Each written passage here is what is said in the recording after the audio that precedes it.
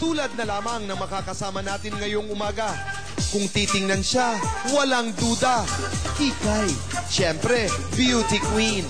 Pero eto naman ang sigurado ako, palaban din sa pagiging cowboy ang Kikay na ito. Hi, Liza. This is for you. Sarap. You try it. Diba? Cheers.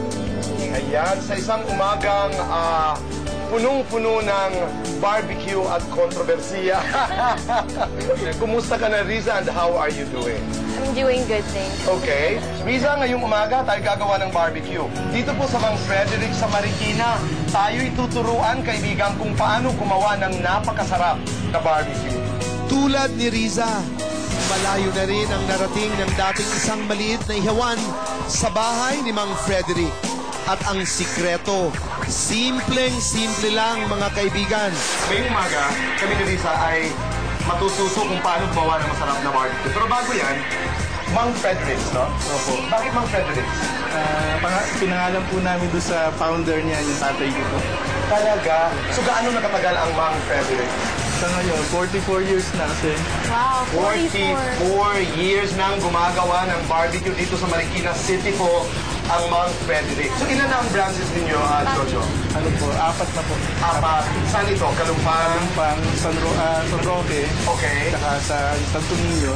Tapos dito? Opo, dito. Dito, bukas ito. Magkano naman ang barbecue ninyo? Halimbawa, yung pork barbecue, magkano yun? 10 po. 10 pesos. Yung tenga, magkano? 10 din po.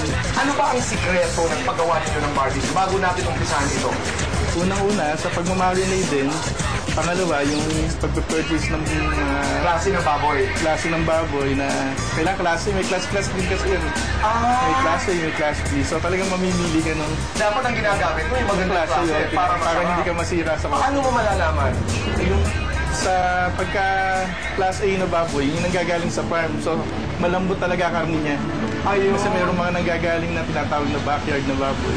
Kami sa farm talaga nanggagaling. Ayun, yung pagbabad ng barbecue, importante ba na overnight, isang araw, o kaya ba yan ilang oras lamang? Kaya po ng ilang oras lang. Mga ilang oras? Mga ano po, mga 4 na oras po. 4 na oras. O ayan, alam na namin ang ilan sa mga rekado ng success ng dinadayong ihawan na ito sa Marikina. Aba, itodo na natin. Subukan natin mismo kung paano nila ginagawang kakaiba ang sarap ng paninda nila. Saan tayo mag-umpisa? Dito po, sir. Okay, ano yan? Lilinis po ng isaw. Paglilinis ng isaw. Ang una siyempre, ang mabusisi at tamang paglilinis ng mga laman loob. Tatanggalin natin itong mga bulaklak para ang matira lang ay isaw. Tingnan nyo, ang kasama kong Kikay, mas cowboy pa yata sa akin.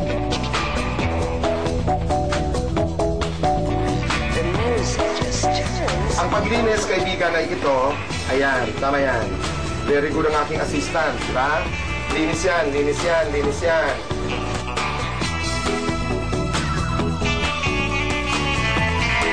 Pagkalinis, hindi pala kaagad hinihiwa ang mga bituka, mga misis. Pinapakuluan muna ito para lumambot. Kapag nahiwa na, oops, wag mong tuhog. Dahil ang sikreto dito, pinapakuluan pa ulit sa sarsang pinagbabara nito. Ayun ang sikreto.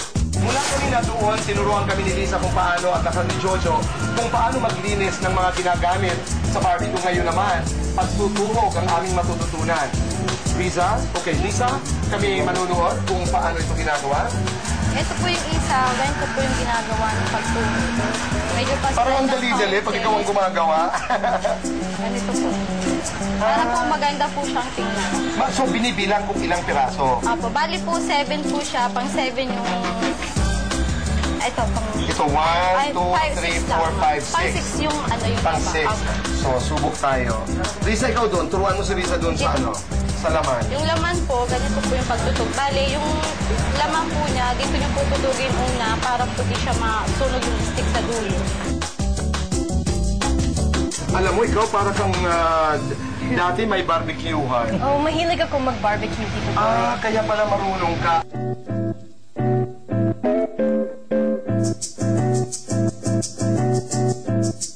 Ang bilis mo naman, Riza. Galing mo naman. Pagkatapos, ang medyo mahirap-hirap ding paghahanda ng mga iihawin. Eto na ang susunod, ang pagpwesto sa tapat ng bahay nila para mag-ihaw. Riza, Jojo, Lisa. Kaibigan, ito po ang pinakamasarap na barbecue dito sa Marikina, ang Mang Frederick's Barbecue. At ngayon tayo magluluto na. Ito po yung aming tinuhog kanina. So paano, ilalagay lang? Dito po. Para po di siya Lisa, ikaw. Kasi magbibeto tayo. Dapat dito para hindi masunog.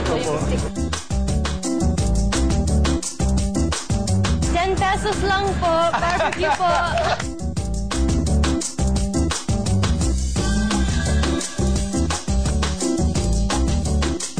Okay na rin po ito. Kung napansin ninyo mga kaibigan, habang nag-iihaw, hindi na namin pinahira ng sauce ang isaw at barbecue.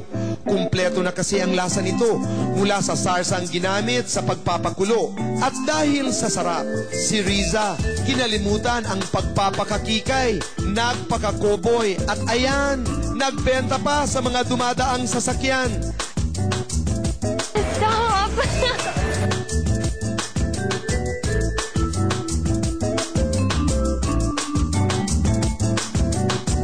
Hi, kuya!